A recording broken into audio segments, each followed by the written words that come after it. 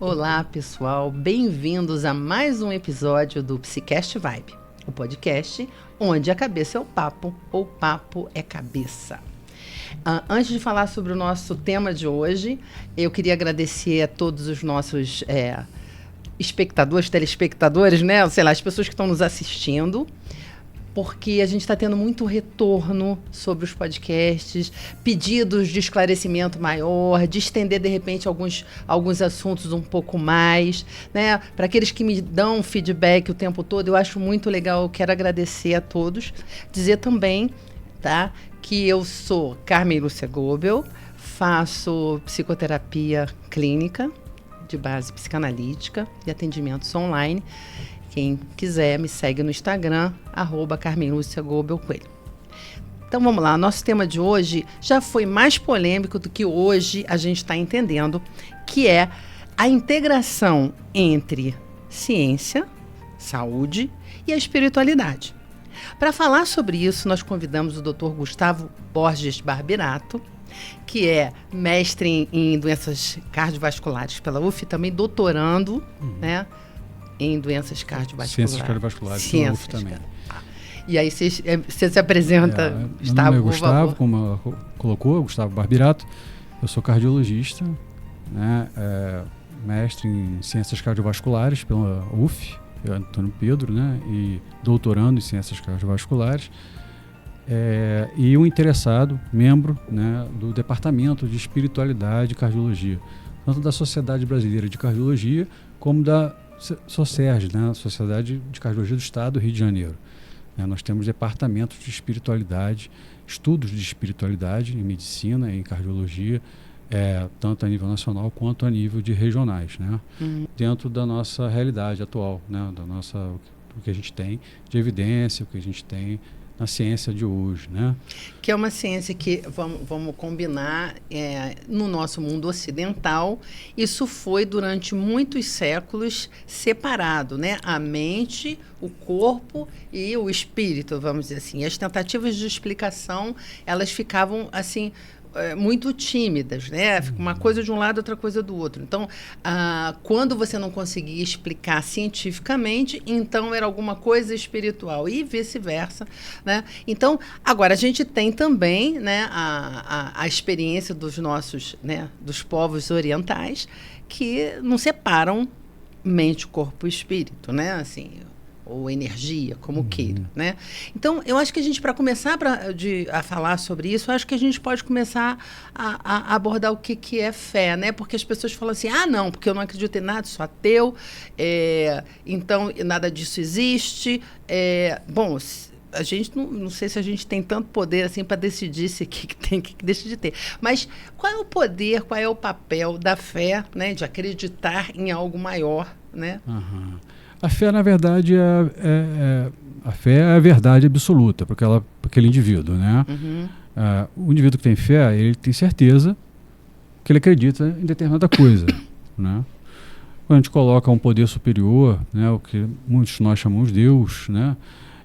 A gente está acreditando, e sem dúvida, com fé, a gente está acreditando que realmente existe esse poder superior, né? E com isso a gente torna mais fácil a nossa, digamos assim, resiliência, o nosso comportamento diante de situações nas quais nós passamos diariamente. Tipo, a gente fica menos assustado. Menos assustado e acaba tomando decisões com mais racionalidade, né? A razão prepondera diante da nossa, digamos assim, da nosso instinto, né, inicial.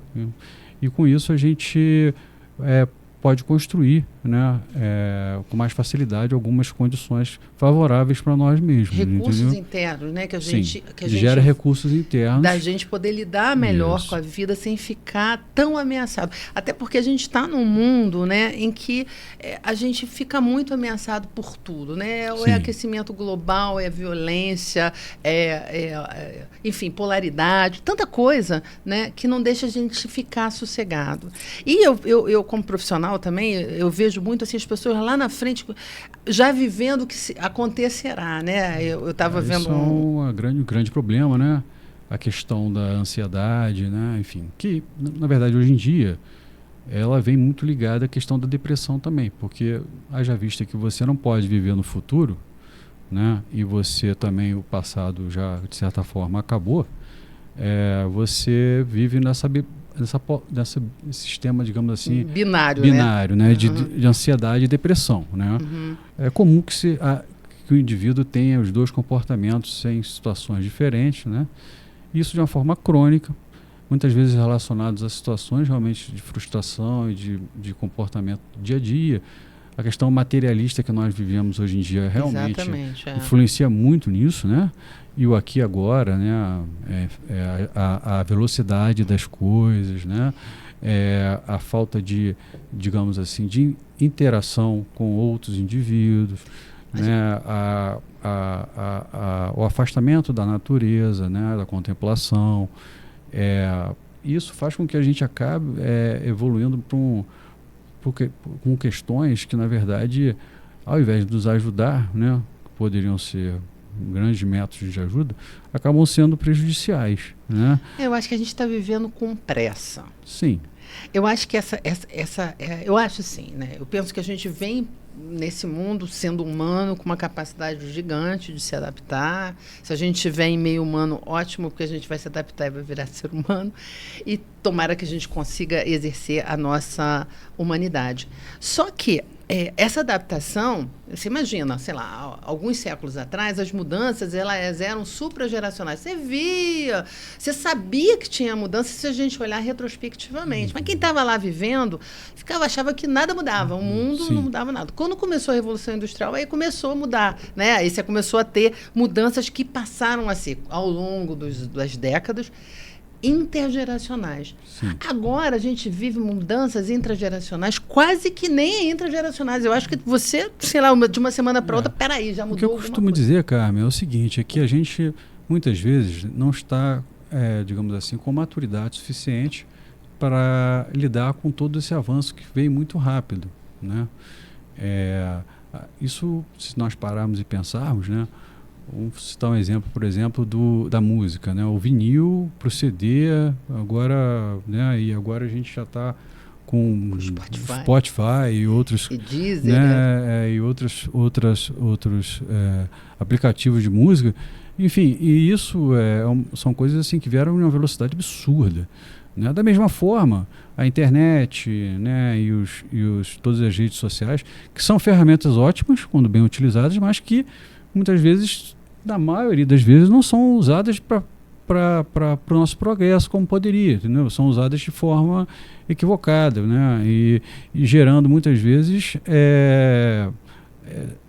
situações e enchendo a cabeça das pessoas com informações que não vão acrescentar nada do ponto de vista educacional, do ponto de vista de aprendizado, e também muitas vezes danosas, né, através de fake news, através de demonstrações de imagens desagradáveis, demonstrações de situações penosas, enfim.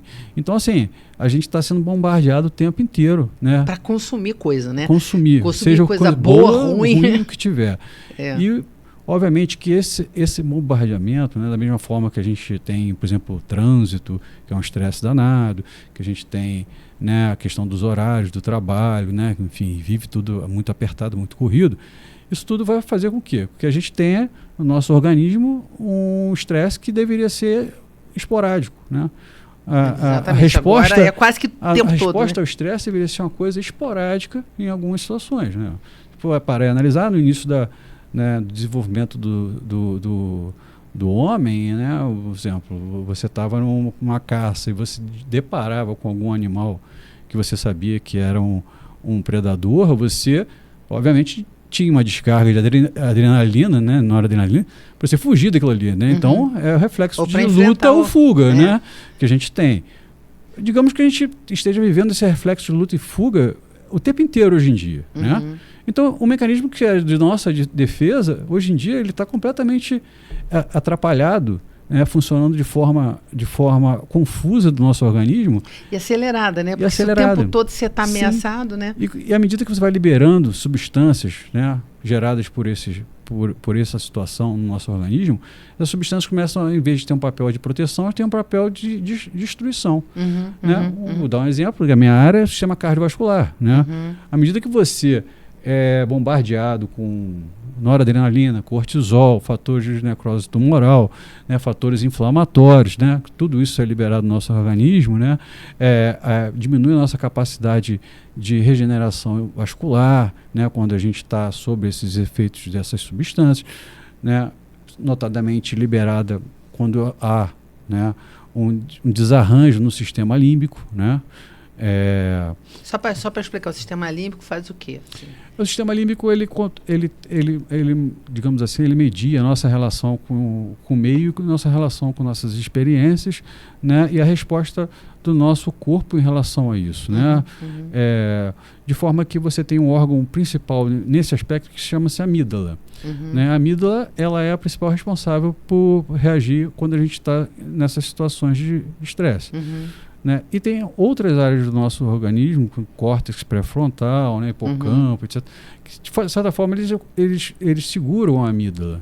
Né? Mas o que a gente tem visto é que existe um desarranjo nesse sistema, né, fazendo com que a gente perca a nossa capacidade regulatória entre o nosso sistema nervoso autônomo, né, que é o sistema nervoso traz o nosso equilíbrio, né? Então a gente está tendo bombardeado com substâncias nocivas, né? Que são essas substâncias que estão relacionadas com estresse. E estão dentro da gente, estão dentro da gente, né?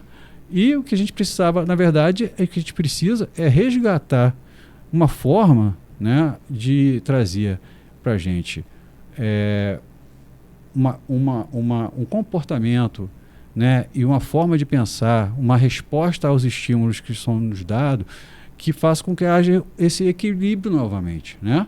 E que aí sim a gente tenha perca o que a gente chama de desautonomia, que é o nome disso aí, desautonomia, que a gente melhora a nossa desautonomia, entendeu? Fazendo e ganhe mais autonomia, talvez seja isso. A desautonomia é quando você tem um desbalanço entre sistema nervoso simpático e parasimpático, né? Então a gente quer que haja o quê? Que haja uma diminuição dessa desautonomia através de uma doutrina do nosso cérebro mesmo, né? Uma doutrina do nosso pensamento, né? Então, como é que a gente faz isso? Através de treinamentos, né? De condições, comportamentos, né? Meditação, oração, né?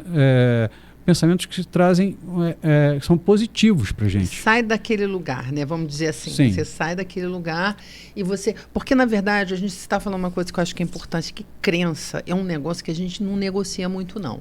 Né? Eu acredito... criança faz muito isso, né? Isso aqui é verde, isso aqui é azul. Não, é verde, isso aqui é azul. Quem foi que disse? Foi minha mãe. Eu acredito e pronto, acabou-se. Né? Então, assim, eu acredito nisso. E se eu acredito que o Flamengo é o melhor time, ou se eu acredito em Deus, ou se eu não acredito, né? É quase como se fosse um desafio absurdo, tirar a fundação, né? Porque você precisa ser, né? Vamos dizer assim, você tem que se desarrumar para acreditar em alguma coisa, ou ainda que seja alguma coisa diferente. Mas eu acho que assim, o papel de você acreditar em algo, né? Que não sei se necessariamente seria acreditar, mas você ter evidências, né? Talvez de que não é só isso. Né? Talvez te dê condições, né, de abrir uma portinha mais confortável para você lidar com os desafios da sua vida. Eu acho que é isso que você está falando. Né? Assim, o que nós temos que pensar é o seguinte, né? Obviamente, quem tem fé, quem tem mais resiliência, quem trabalha a gratidão, trabalha o perdão, trabalha sentimentos que são positivos, né?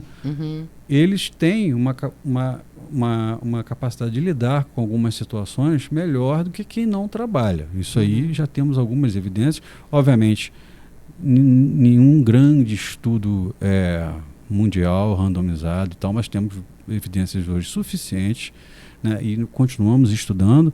Haja vista que o estudo... Mas tem estudos até longitudinais, eu acho que estão de mais amplo espectro, assim, que eu acho que a gente pode pensar. Sim. Né? O que a gente tem estudado muito, inclusive, é a meditação, o modelo meditação mindfulness, né, que é uma meditação mais curta, da atenção plena agora, né, estimulando e mudando, né, inclusive, a fisiologia, né, e a fisiopatologia, né, inclusive da perfusão do funcionamento dessas áreas cerebrais que a gente falou anteriormente, né, e fazendo com que elas voltem a funcionar de forma adequada. Né? Diminuindo esses fatores estressores, né, controlando melhor, né, a liberação dessas substâncias nocivas. Isso serve também para prece, para oração, isso serve para uma integração com a natureza, isso serve para um contato saudável com a comunidade. Né? É uma das principais... ter amigos, né? Ter amigos, fazer parte de um grupo de relacionamento saudável, na verdade, é um dos principais fatores que trazem a felicidade. Isso foi publicado, foi um estudo longo, de 85 anos, feito em Harvard, né? Então, assim, a qualidade dos nossos relacionamentos influencia muito nisso. Né? E hoje em dia a gente não tem o que a gente vê é cada um sentado no seu lado, com o celular na mão, né? E a gente compartilhando um pouco as nossas experiências. E uma coisa incrível que eu acho assim, que você está falando aqui, vem assim muito na minha cabeça, como as pessoas entraram nessa vibe do líquido e do descartável, no sentido das relações mesmo, né? Enchi meu saco, vou bloquear, não vou falar nunca mais. Então, assim, eu não tenho mais enfrentamento, eu não tenho a troca, eu não tenho o aprendizado que esse outro passa para mim no momento em que eu vou conhecer a mim mesmo quando eu estou na relação com o outro. Né? Eu acho que isso tudo impacta muito, né? Por exemplo, se você fizer um comentário hoje numa rede social e esse comentário for divergente de algum indivíduo, você pode receber uma agressão, né, de uma pessoa que você nem conhece, né? Óbvio que isso não vai te fazer bem, né? Claro. Você pode ignorar e falar assim, não sei, que esse cara não sabe que sou eu não sei quem é ele, enfim, ignorar aquilo. Mas você imagina que situação esdrúxula é uma situação dessa, mas isso acontece, entendeu? Não, isso acontece muito, virtualmente acontece muita coisa ruim, né? E se você vive naquele mundo e você não compartilha a experiência com outras pessoas, você vai acabar cada vez mais se isolando, se envolvendo com aquilo ali e achar que aquilo ali é uma realidade, o que na verdade não é uma realidade paralela, mas que pode, em algumas situações, ter consequências complexas, né? Já visto aí, né, essas situações aí de estupro virtual, né, situações de estímulo a auto-extermínio, a auto-mutilação, enfim, e isso eu acho que passa por uma não integração e não compartilhamento de coisas com as pessoas que estão ao seu redor, porque o sujeito vive naquele mundinho ali, ele começa a acreditar que aquilo ali é a única coisa que existe. A tecnologia aproxima todo mundo que é igual, né, teoricamente, então o que é diferente nós vamos jogar fora e vamos ou matar, né, tanto faz. Né? Então acho que a gente está falando, assim, você está trazendo muito uma coisa importante, né, que é essa visão da psicologia positiva. As pessoas acham que psicologia positiva é pensar positivo, é o contrário, né? Tem muito mais a ver com você estudar e investir nas emoções positivas. Tipo assim, presta atenção, né? Você sente coisas boas, você não sente só coisas ruins. A maior parte do tempo você está numa velocidade de cruzeiro dentro de você, né? Você estava vivendo, né? E as pessoas estão sempre na pressa, na cabeça deles, vivendo lá na frente. Mas se você parar para pensar onde você está, é possível, né, experimentar sentimentos importantes como admiração, interesse, empatia, compaixão, esperança, né? Orgulho do bem, amor e por aí vai, né? Eu acredito que isso a gente deve trabalhar isso, tá? Como na área da medicina, isso faz parte, né, teoricamente, da anamnese básica que a gente aprende lá na faculdade, né? A gente deveria já abordar, né, desde aquela primeira anamnese que a gente pergunta, tem uma área da anamnese que pergunta sobre a religião, sobre a crença da pessoa, entendeu? Enfim, sobre o que ela acredita, como ela vê o mundo, etc e tal. E aí a gente meio que se perde no decorrer da vida profissional, né, e acaba esquecendo de abordar esse tipo de situação, de forma que hoje a gente tem visto, né, em várias especialidades, essa necessidade de se restaurar essa busca, né? Muitas vezes não é fácil não, tá? Você está com o paciente, você tem que ter uma abertura para poder falar sobre determinados assuntos desse tipo, inclusive, né? Talvez não seja na primeira nem na segunda consulta, a não ser quando o próprio paciente já demonstra para ti que tem uma capacidade e já sugere para você uma tendência em alguma crença, uma fé, etc. Tal, fica mais fácil você abordar. E a gente tem como mensurar isso, inclusive, Carmen, né? Desculpa você interromper, mas assim, a gente tem como mensurar. A gente tem hoje, né, questionários para a gente poder mensurar, né, essa questão da espiritualidade, né? Né, que tem a ver, às vezes, com religiosidade, mas não necessariamente. Não necessariamente. Então, a gente tem como mensurar isso, né? Então, isso é uma ferramenta extremamente útil para a gente, né? Porque o que acontece? Você vai incentivar o paciente, de repente, a buscar coisas na vida dele que ele não faria anteriormente, né? Uma atividade física, uma meditação, né? Dar mais atenção para a família, viver coisas prazerosas que ele até então nunca tinha experimentado, né? Ou resgatar coisas que lhe davam prazer, né? E ajudar ele a se libertar de coisas não prazerosas e danosas para ele, que podem estar relacionadas à condição dele, né? Enfim, e isso a gente sabe que mesmo que o paciente que tenha já um prognóstico mais reservado, seja um paciente que já está mais numa situação avançada da doença, a gente sabe que ele consegue ter, primeiro, uma qualidade de vida nesse período melhor, né? Uma relação melhor com os familiares, né? E muitas vezes responde melhor ao tratamento do que indivíduos que não agem dessa forma. Então, é importante que a gente tenha essa ideia de que hoje a medicina não dá só para a gente tratar a doença, né? Nunca deu para tratar só a doença. A gente trata o paciente, né? E mesmo com toda a tecnologia que a gente tem hoje em dia, né? Se você não tocar o paciente, se você não se comunicar com o paciente, se você não for der atenção ao paciente, de nada vale a tua presença ali. Você entendeu? não acha que a gente está perdendo isso, não? Quer dizer, a gente vê muitos médicos... Eu acho que sim, a gente está perdendo, sim. Eu acho que a gente está perdendo, mas a gente está perdendo, mas a gente está consciente de que precisa resgatar. Tá?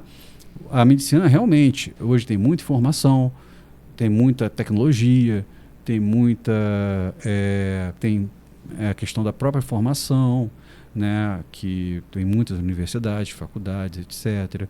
Tem a questão financeira, tem a questão também de não se ver a medicina mais como uma carreira, né, na qual você vai galgando, né, o seu espaço, enfim.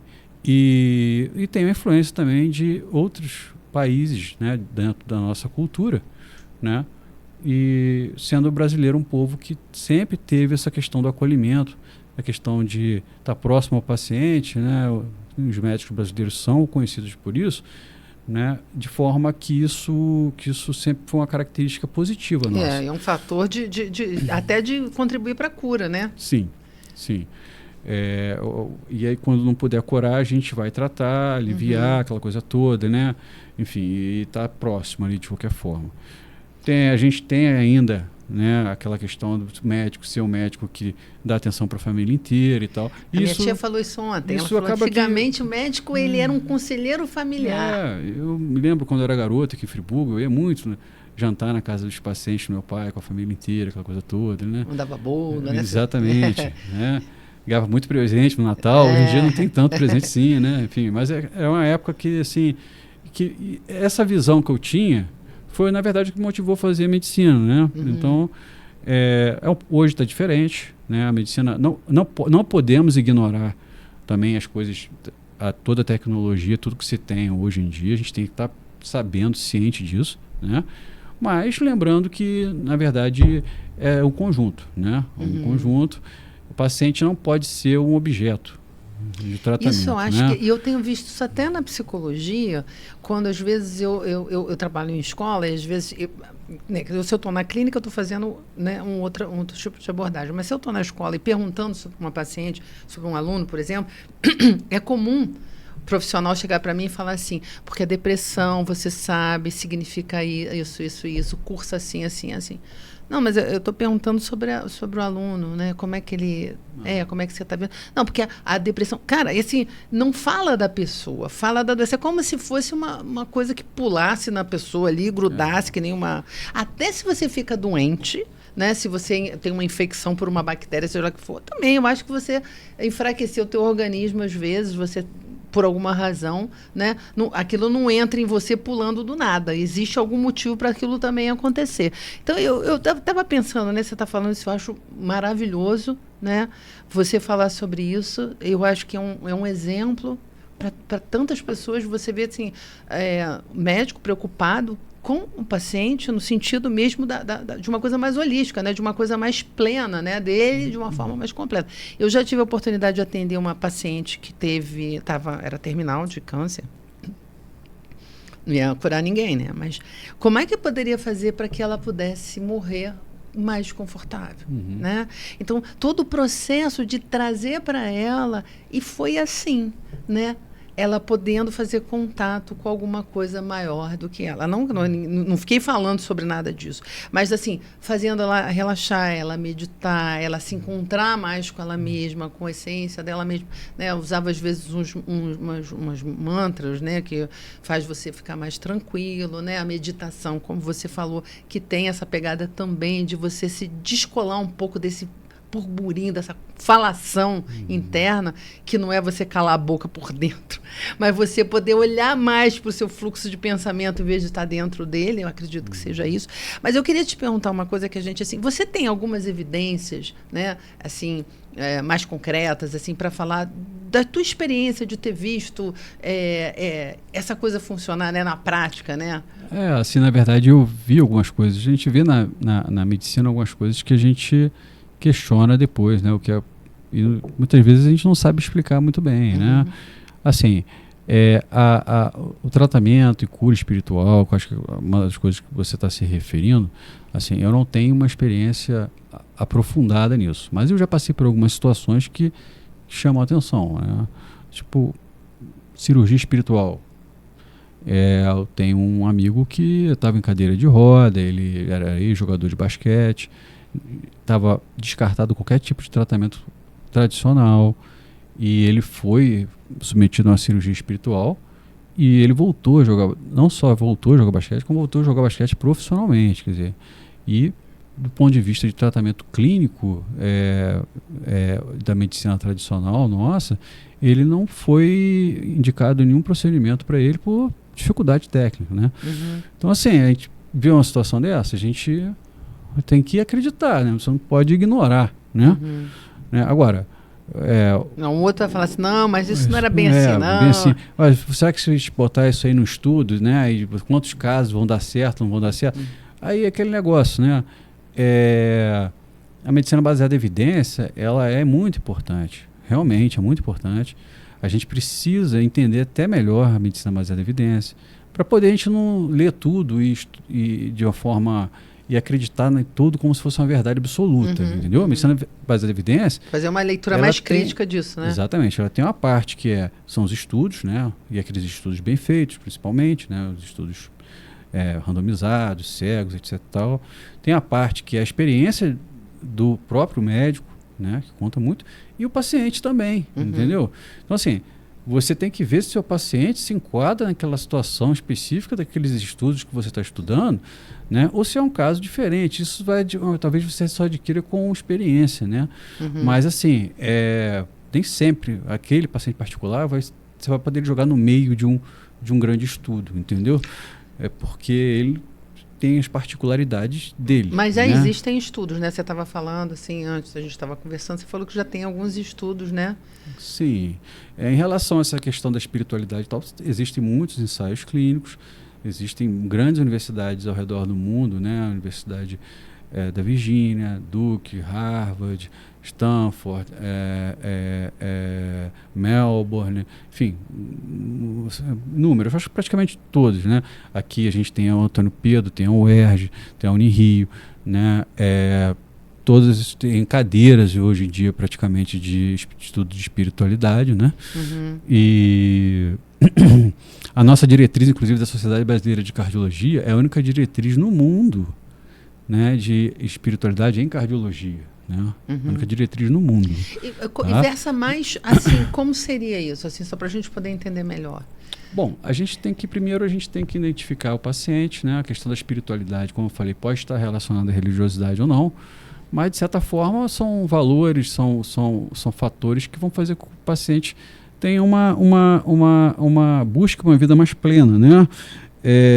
Que ele tenha uma vitalidade maior, né? E que ele possa se relacionar melhor com o indivíduo e com ele mesmo, entendeu? Né? De forma positiva. Né? Pode vir através de uma religião? Pode sim, pode vir. Mas isso, o que importa é que vai trazer para ele uma esperança, uma vontade de buscar mais, de querer melhorar, enfim, de tornar uma pessoa melhor. Né? Então a espiritualidade tem essa questão. Né? E aí vai de acordo com cada cultura, com cada religião, né? A pessoa segue um caminho para muitas, ou não, né? Mas um caminho para seguir, buscar a espiritualidade. Né? Mas a espiritualidade é uma palavra mais ampla. Né? Né? Então, assim, se você é católico, né? E acredita naquilo, bom, você tem fé, você acredita, você vai ter, como já mostraram alguns estudos, menos desfechos negativos em festas religiosas, se você comemora festas religiosas, do que pessoas que não comemoram naquele período de tempo. Você vai ter menos complicações cardiovasculares quando você, por exemplo, comemora o Natal em detrimento de população que não comemora. Enfim, então tem esse contexto aí da religião, né? E assim, tem um estudo, eu não sei se você, eu não sei qual foi, tá? Porque isso já tem muito tempo que eu li sobre isso. Mas acho que foi em Nova York que uma galera, não sei se foi lá, mas uma galera de pessoas que fazem meditação, né? Não sei se eram yogis, o que há muita gente. Foi um combinado ali de todo mundo meditar num determinado período e que eles mediram ali a diminuição de criminalidade naquele período quando eles estavam fazendo meditação. Eu conheço esse estudo, né? Isso é real, né? Existem estudos também a nível mais científico, né? Vamos dizer assim. Agora, inclusive, apresentado no American College of Cardiology esse ano, mês passado, né? Pois é, poucas semanas atrás, né? Estudo que mostrou que o sujeito que medita, faz meditação mindfulness, consegue reduzir níveis pressóricos, né? O hipertenso consegue reduzir níveis de pressão arterial, bem como diminuir a resistência vascular das artérias, que é uma coisa que está aumentada nessas condições. Né? E isso é um importante fator, né? Então, com meditação você consegue fazer isso, né? Então, quando você fala assim, só um instantinho, desculpa te interromper, mas assim, quando a gente fala de estudos científicos, eu acho que é uma coisa muito que está ligada à nossa né, linha mais ocidental de comprovado, né? Por algum tipo, né? Se você fez intervenção, se você fez um pré-teste, se você fez um pós-teste, se você dali tirou uma evidência significativa, diz, sim, aí sim, né? Eu acho que fala muito disso. Mas quando a gente não tem exatamente esse tipo de abordagem, a gente também tem evidências de uma outra natureza, né? Assim, só porque eu me lembrei de uma história que você contou sobre também dessas coincidências, né? De situações que você fala, mas por que isso? Como é que isso foi? Na verdade, assim, a gente tem umas situações que a gente tem que, pelo menos assim, a gente pode associar milagre, né? O que é uma grande discussão filosófica, né? Da questão do milagre. A gente pode acreditar que foi só coincidência mesmo, sorte, né? Ou a gente pode acreditar que tem um manejo aí, né? Nessa situação, né? Eu passei uma situação, por exemplo, de um paciente terminal, já em fila de transplante cardíaco, né? E esse paciente, ele já estava fora de condições de tratamento, não respondia mais a nada, estava já com o nível de consciência rebaixado, a pressão já praticamente mínima, a máxima de pressão era 7, né? Estava morrendo. Estava morrendo, né? E uma moça ao lado, totalmente rígida, que foi fazer um procedimento eletivo neurológico, né? O que a gente chama de um tratamento de uma má formação arteriovenosa por embolização via catéter, quer dizer, uma coisa totalmente controlada, totalmente eletiva, etc. E tal. Essa moça correu tudo bem, mas ela quando voltou para o CTI, ela estava em morte encefálica, resumindo. Alguma coisa aconteceu que ela entrou em morte encefálica. Apesar de a gente ter feito todos os exames depois, ressonância, voltou para a hemodinâmica, foi reestudado todo o procedimento e não tinha nada de errado, tudo ok, ela não acordou. Né? E por acaso ela era compatível com esse indivíduo que estava morrendo. Né? E era domingo, eu estava de plantão isso eu morava nessa ocasião, eu morava em Brasília, estava de plantão, né? E eu fiz uma solicitação à Secretaria de Saúde do Distrito Federal que eles sendo compatíveis, que desse prioridade. Ele que estava morrendo. E ela era doadora? Ela era doadora. E em macas a 1 hora da outra, né? Então, eu tenho uma foto, né? Eu correndo 5 quilômetros com esse cara depois que ele fez o transplante, quer dizer. Então, assim, você pode achar que isso aí é uma coincidência, que isso aí é só uma conjuntura de fatores, mas você pode acreditar que tem alguma coisa superior que consertou e regeu todo esse processo. Ele tem que ficar e ela tem que ir, meio isso, né? Um veio para poder dar a vida para o outro, etc. Enfim. Aí vai da pessoa, vai da crença, vai, enfim, do que você acredita, né? O que a gente tenta fazer com nossas diretrizes, nossos departamentos, é tentar, através da evidência, chegar a essas questões que são dadas como questionáveis, né? que são polêmicas, né? Como você colocou, né, e questionáveis, né? Será que realmente, se fizer isso, né, vai melhorar? Né? A minha tese de mestrado, por exemplo, eu apliquei estresse mental em pacientes que tinham dor no peito, né? E fazia cintilografia miocárdica durante o estresse mental, e esses pacientes já tinham uma cintilografia miocárdica normal. Então, quando eu apliquei a cintilografia com estresse mental, alguns desses pacientes tiveram uma repercussão negativa, quer dizer, tiveram alteração no exame que não tinham tido quando a gente fazia o teste convencionalmente, ou por esteira, ou por estresse farmacológico, né? Então, assim, o estresse mental causou uma redução da perfusão do coração do indivíduo, né? Então, assim, tá influenciando o cara e muito, né? E aí você vai conversar com a pessoa, a maioria deles até foi para o hospital porque teve o problema, né? Tá passando por um problema, casa que deu dor no peito dele, entendeu? Já tem fatores de risco, etc. Mas assim, foi para lá por conta disso.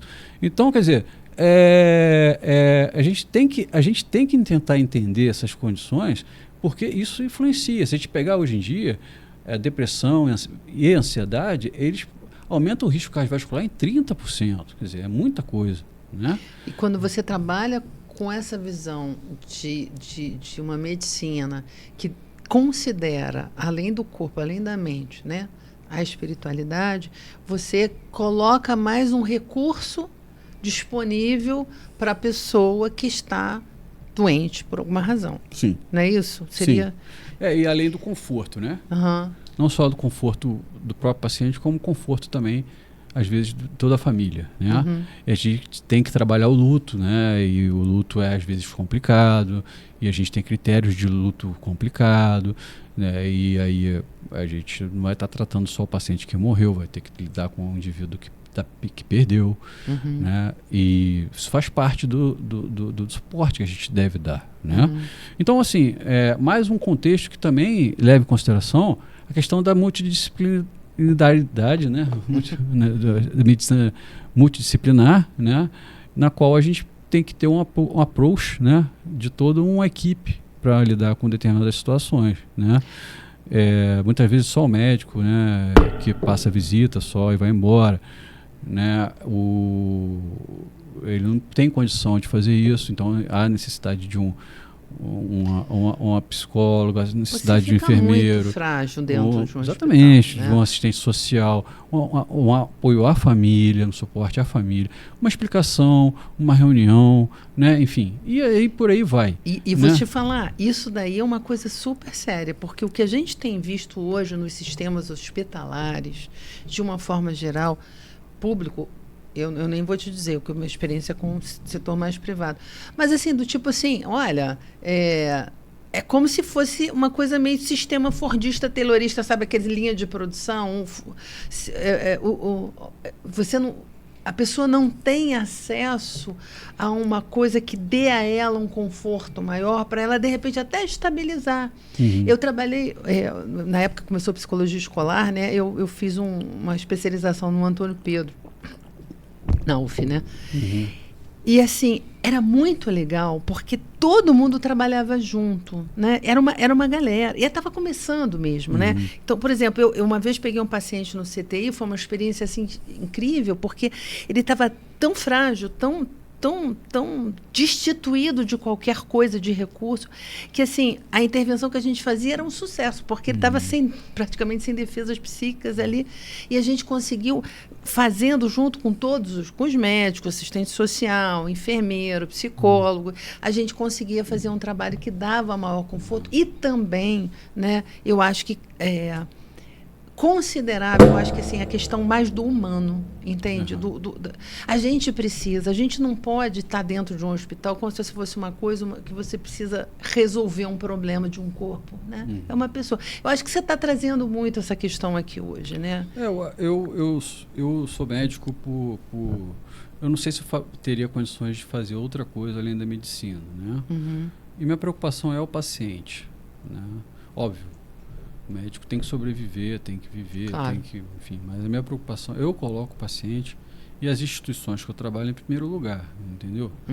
Eu não estou preocupado com o que outros colegas façam ou deixem de fazer, eu não estou aqui para julgar ninguém, nada, mas eu tenho a filosofia de que o paciente, a gente está ali para dar uma assistência, né, melhor possível, e esse melhor possível não tem limite, a gente pode sempre melhorar, pode sempre aprender, pode sempre dar mais conforto, pode sempre investir mais, né, para o paciente, né?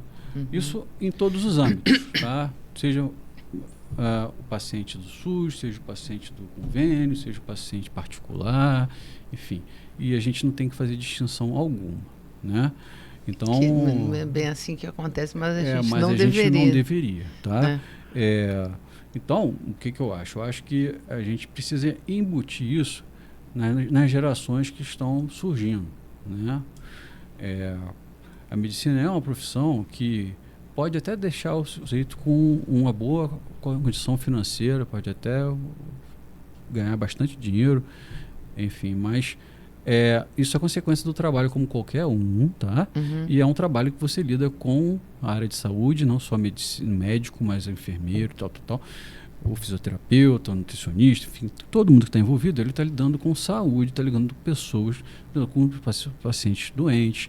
Então, assim, você tem que abrir mão de determinadas situações para poder botar o paciente em primeiro lugar. Caso contrário, você não está agindo de acordo com o que deveria.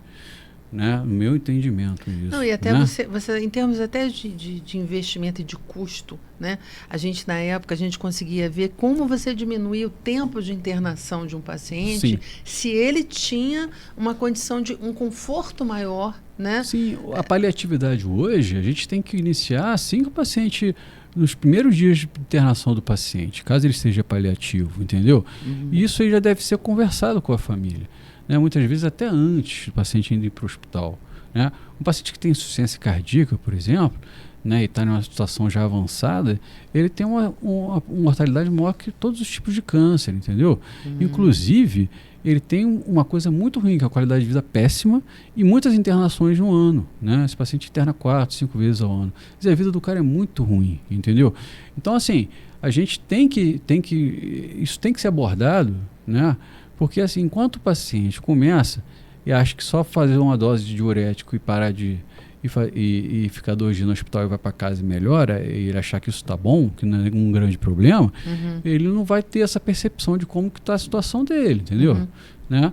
Então, existe uma necessidade de você ser franco com o paciente e colocar todos os pingos nos is, não só para ele, mas que as pessoas associadas a ele, seja filho, mulher, enfim, quem conviver. Por quê? Porque isso pode ser uma virada de jogo na vida do cara. Né? E hoje a gente tem condições, né, medicamentos e tal, que podem ajudar bastante a prolongar a vida do paciente. Mas Isso pode ser também, se você não abordar adequadamente, uma condição na qual o indivíduo pensa o quê? Bom, eu já não tenho mais jeito mesmo, então, babau, eu vou continuar aqui fazendo as minhas coisas, tomando a minha cerveja, vou ter meu estilo de vida do meu churrasco, etc. Tal, enfim. E acelerar o processo de finitude dele, que na verdade poderia ser contornado, entendeu?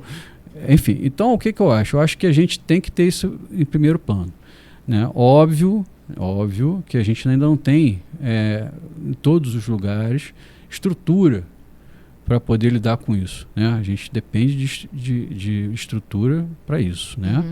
Nem em todo lugar a gente tem o cuidado paliativo, nem em todo lugar a gente tem o capelanato, né, disponível.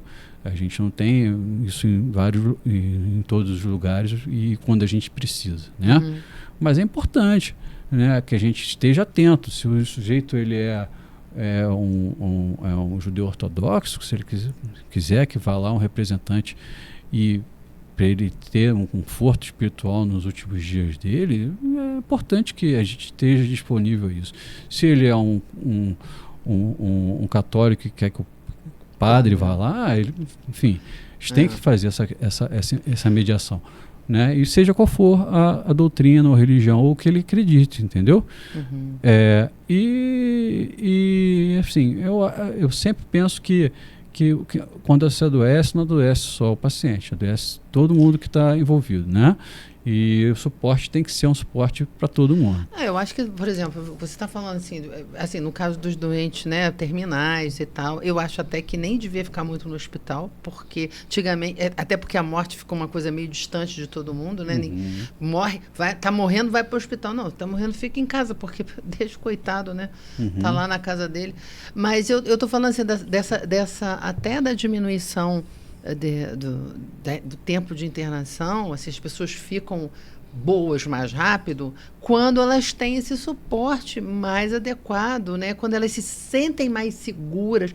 Porque é claro que eu acho que a situação de você estar doente, você está mais na mão do outro, né? Você perde seu controle, sua autonomia, né? Você fica, né? Até o próprio corpo, ele fica muito mais disponível, assim, as pessoas, né? A vergonha, tudo isso tem que ser um pouco ultrapassado quando você está num hospital, por exemplo. Tá? Então, como que você pode entrar nessa questão da espiritualidade, né? Nessa questão que eu acho que não é só a espiritualidade que a gente está falando, mas também da questão da humanidade da gente, né? De deixar a pessoa, né, mais respeitada nisso aí. Como a questão da espiritualidade, né? Você tem visto, né? Como você tem visto esse avanço dentro da categoria dos médicos, por exemplo? Quantos? Porque eu tenho uma impressão de que não tem muito, não, né? Eu posso estar enganada. Né? Assim, não, isso vem crescendo absurdamente, né? A gente começou, nosso grupo, por exemplo, né, com meia dúzia de gente, né? Hoje a gente tem aí 3, 4 salas de palestras no congresso, né? Então, assim, é um assunto que está... Para quem não sabe, é um assunto que está na moda, tá? É um assunto que está em alta, né? Isso é bom, né? Isso é muito bom, né? Então, assim, a gente tem realmente uma preocupação com isso, tá? Agora, aplicar a prática, ainda falta gente, ainda falta a mão, né? A mão de obra treinada, né? E que eu acho mais difícil, né? A gente precisa individualizar mais o paciente, entendeu? O paciente tem que ser mais individualizado, e porque no bolo do internação alta, etc e tal, acaba que as coisas vão passando, né? E os pacientes não... A maioria das vezes. Tem muita gente que tem medo de ir para o hospital. Eu não vou, não. Outra coisa, a gente, às vezes, aquele negócio, o paciente às vezes é um pouco mais difícil de lidar, o paciente, a família também, acaba ficando um pouco mais negligenciado. Isso acontece, né? E aí quer mais que ele vá embora mesmo, mas aí acaba que com um mês o cara volta porque não aderiu a nada, não levou a sério o que deveria. Enfim, então assim. Eu acho que a gente precisa, na verdade, ter essa questão que eu falei anteriormente, do acolhimento, né? Acolher não só o paciente, como acolher também a família, para que eles se sintam amparados. E aí, quando você está amparado, seja qual for a sua condição, clínica, seja qual for o seu sofrimento, vai estar muito mais amenizado, entendeu? Porque ele vai estar, eu estou no lugar certo, com as pessoas certas para poder... Eu posso confiar, eu posso confiar, posso ter fé, posso ser mais resiliente, posso acreditar em alguma coisa. E aí a gente não sabe, né, qual vai ser o desfecho, mas a gente pode oferecer isso, né? Então, eu acho que assim, a mensagem é essa. A mensagem é que a gente continue vendo o paciente como um indivíduo em detrimento de mesmo com toda a crise que a gente tem no nosso sistema de saúde, né? A gente tente fazer o que a medicina ensina, né? Tentar tocar o paciente, né? Então, assim, fazendo uma síntese do que a gente está falando, né? Dentro desses avanços que estão acontecendo, né? Nesse circuito aí de cardiologia, principalmente, eu acho que eu estou entendendo, mas deve ter... Oncologia tem muito também. Cuidado paliativo é uma especialidade, né? Então, assim, eu acho que hoje em dia, praticamente, ou a sociedade já tem um grupo organizado, ou as sociedades estão se organizando nesse contexto aí, entendeu? Né? Então, basicamente, é um assunto que não tem que ser incorporado. Né? E o viés tem sido esse, né? O viés tem sido a emoção positiva, a crença da pessoa, isso é só para poder a gente... Sim.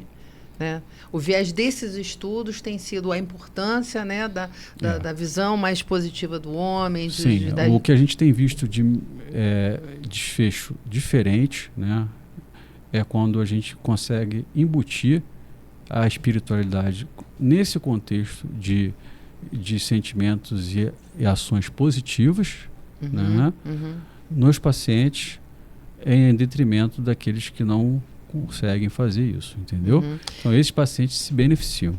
E aí eu digo assim, existe alguma técnica que você sugere ou você é realmente feito, por exemplo, eu sei que o mindfulness é uma técnica, né?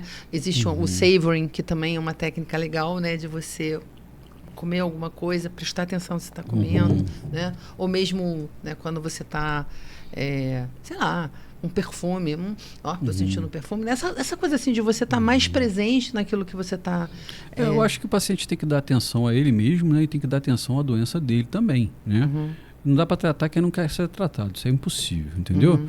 Né? Aquele cara que acha que vai resolver a vida dele desobstruindo uma artéria e vai embora para casa e voltar a ter o mesmo estilo de vida que ele tinha e que causou aquela doença dele... É igual a bariátrica, né? Do cara que não para de comer de novo. Exatamente. Então, assim, né? Ou você ressignifica a vida do indivíduo, né? E ele perceba isso, né? Às vezes, através de forma dura, né? O cara que quase morreu. Ou ele vai acabar entrando no mesmo circuito que ele tinha anteriormente e não vai ter benefício algum de nada, entendeu? Né? Se o cara... Você pode botar ponte de safena, você pode operar o cara, botar stent, botar marca-passo. Se ele não entende que ele tem que tomar os remédios, que ele não entende que ele tem que fazer atividade física, enfim, você não está tratando o doente, entendeu? Você está botando a prótese nele, entendeu? Então, assim, isso é difícil, não é fácil não, né? Não é fácil. E aí vocês falam, por exemplo, sobre a questão da espiritualidade também nessa abordagem? Olha, quando a gente no dia a dia, a gente tem que estar preparado para lidar para ter esse tipo de abordagem, né? Bom, como eu falei, a gente não tem ainda em todos os lugares que a gente gostaria, né, um grupo especializado para isso. Né? Mas nós, como médicos, né, nós, como profissionais da área de saúde, deveríamos, uma vez sendo médico daquele paciente ou tendo tido mais contato com esse paciente, ter a obrigação de, pelo menos, tentar abordar esses assuntos com ele. Por quê? Porque vai trazer benefício para o paciente. Né? Então, a gente tem essa obrigação. Né? Óbvio, não serão todos, né, como eu falei, né, pelo menos no momento da internação, ou no momento que você está em contato com ele, ou porque você não é o médico dele, mas assim, é uma situação que você tem que, em algumas condições, você tem que abordar. Pacientes que você às vezes não tem muito tempo de conversar, né? E eu acho que fundamental também é a questão da família, né? Você ser claro, franco e trazer a família perto de você também, né? Então, bom, nós estamos encerrando o nosso programa. Eu quero agradecer profundamente, não só a sua contribuição aqui, mas o seu trabalho e essa visão que você tem, porque eu acho que assim, ela é uma virada de chave, né, nesse movimento de tratamento e de cuidado com o outro, né? Eu acho que isso faz muita diferença. E eu queria passar a palavra para você deixar aí uma palavra de encerramento, né? Um recado, uma dica. O recado que eu dou é o seguinte, né? Como eu falei anteriormente, eu acho que a medicina, bem como outras áreas, a gente está passando por um momento difícil, né? A saúde no Brasil está passando por um momento difícil, né? O mundo está num momento complicado. O mundo tá, né? O ser humano está com dificuldade de lidar um com o outro, né? Então a gente tem que ter uma visão realmente um pouco assim, digamos assim, filosófica e um pouco digamos assim, de cuidado, né? Não perder a essência da nossa profissão, né? da nossa intenção, porque senão a gente vai estar agindo como mais um nessa situação toda que a gente está vivendo. Né? E a gente não está aqui para isso, a gente está aqui para justamente fazer o contrário. Então, notadamente, os colegas, né, médicos que estão se formando, os indivíduos que estão na faculdade, né, que tenham uma boa formação, que tentem aprimorar ao máximo, né, que tentem cada vez buscar mais a expertise, né, e para poder oferecer ao paciente o que realmente ele precisa, né? E isso não é de um dia para o outro, né? Demanda tempo, demanda dedicação, né? Mas a gente tem que lembrar que a gente, da mesma forma que está falando aqui em espiritualidade, né? Hoje em dia a medicina é extremamente complexa, é muita coisa, e não são só os anos de faculdade que vão ensinar para a gente que a gente precisa. Pelo contrário, a gente precisa de bastante tempo após a faculdade ainda para ter experiência suficiente para lidar com situações diversas do dia a dia, entendeu? É isso aí. Então, pessoal, estamos aqui encerrando o nosso programa, agradecendo aí a audiência de vocês, deixando a dica importante, né, de que cuidado, acolhimento e o exercício da nossa humanidade de uma forma plena, incluindo não só o que é ruim, mas o que é bom, as coisas boas que a gente sente e vive, eu acho que faz a diferença na nossa existência, tá?